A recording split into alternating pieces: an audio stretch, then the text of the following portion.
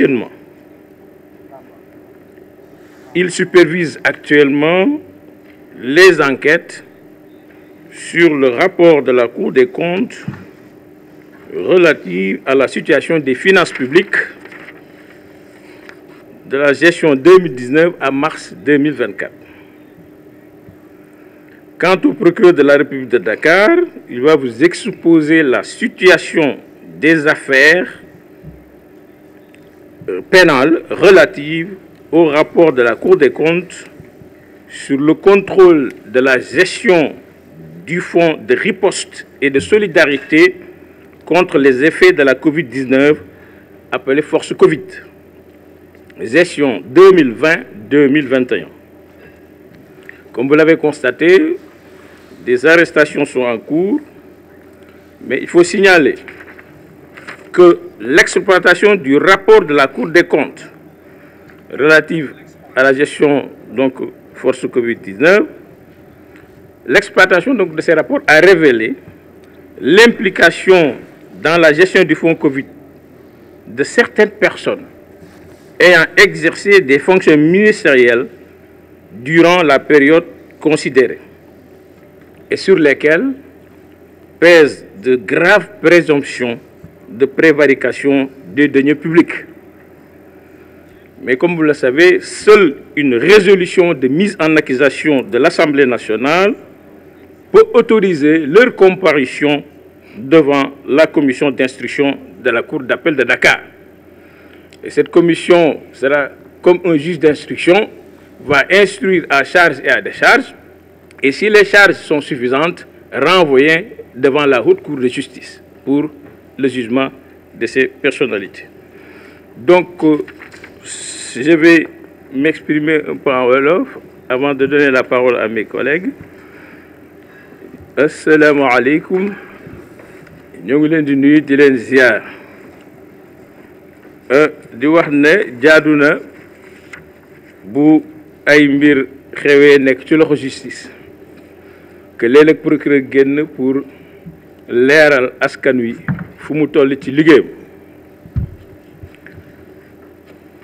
Loolu dañ ko doon def rek di topp benn aada waaye 2016 si le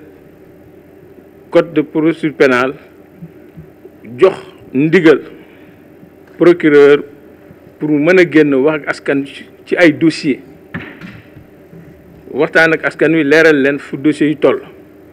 Loolu boo gisee ñu di koy def mooy pour bañ nit ñi di wax loo xam ne xamuñu ko wala ñuy jaxase wala ñuy wax loo xam ne amul. Loolu mooy waral taxawaayu procureur mu wax ak taskatu xabaar yi ñu jotali ko askan wi. Tey nag suñu teewaay mi ngi jëm ci leeral leen ci wàllu rapport yi nga xam ne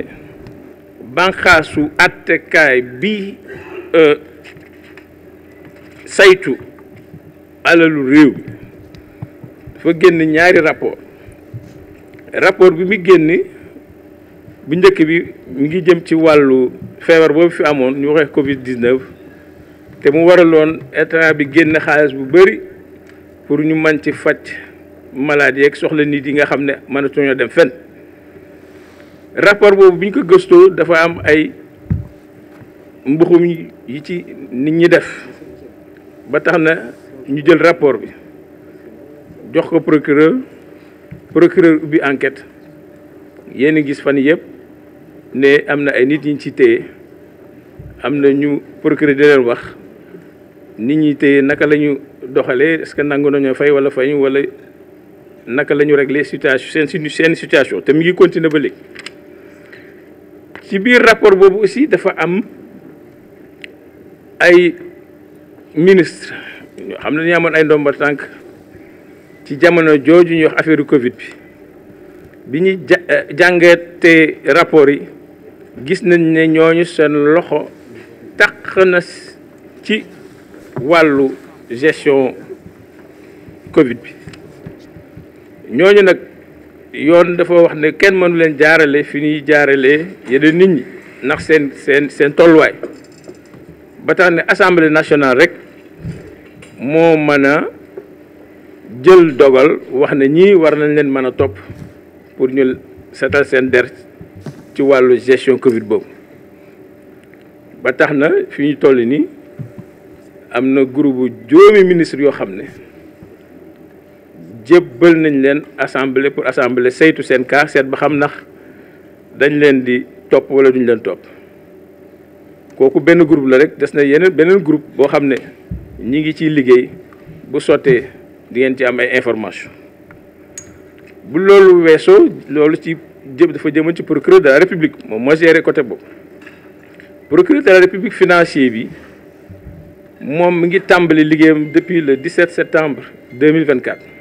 daanaka mi ngi mat si juróom-ñaari weer mu ànd kook ay naataangoom magistrat yi ne foofu ñii moom day toppee ak ñi mu àndal am na ñoo xam ne magistrat instructeur lañ leen di wax ñooy saytu kaay ñu leen yónnee ak ñi nga xam ne ñoo war a àtte bu fekkee magistrat yi gëstu nañu ba yónnee leen ko ñoom ñëpp ñu ngi def seen liggéey normalement yëf yaa ngi dox normalement donc tey ji ñu daje fi moom gannaaw liggéey boobu ñu ko sant fan yi rek lañ ko yónnee benn rapport bu jógee ci Cour des comptes donc moom laa wax mooy banqaas àttekaay bi saytu donc gafakër réew mi ñoom ba ñu saytu 2019 ba 2024 la ñu génn seen rapport wax na seet nañu de càmbar nañu lépp waaye dafa am ay fànn yoo xam ne ajotul ci ñun waaye mi ngi aju ci justice aju ci procureur parce que dañ fa gis yoo xam ne nekkul lu war a nekk te dafay donc enfreindre code pénal bi te loolu nag du seen ressort moo tax ñu jël dossier jébbal ñu bi ñu ko jébbalee ñu jébbal ko procureur financier ba gis ngeen communiqué bi mu def démb pour wane ne song nañu enquête yi ba jox ko dik mi ngi def liggéeyam donc fu ñu ci mën a toll ci wàllu liggéey boobu incha allah dinañ fi daje wax leen fii ak fii lañ toll ak yan difficulté la am wala déet ba tax na donc pour ne pas guddal maa ngi jox la parole monsieur le procureur de la République voilà donc on va se chaise musicale on va se déplacer parce qu'on ne peut pas transporter tout ce micro vers toi donc je vais vous céder la place pour que vous puissiez donc exposer. Sauf que je ne suis pas le procureur général. On va mettre procureur de la République, mais c'est coaché, hein? Mais ça fait, les gens se comprendront, hein? Voilà, ça va faire moins de travail pour les journalistes, d'accord?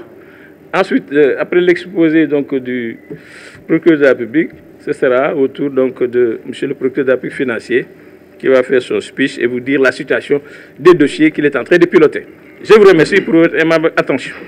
Merci beaucoup, monsieur le procureur général. Donc,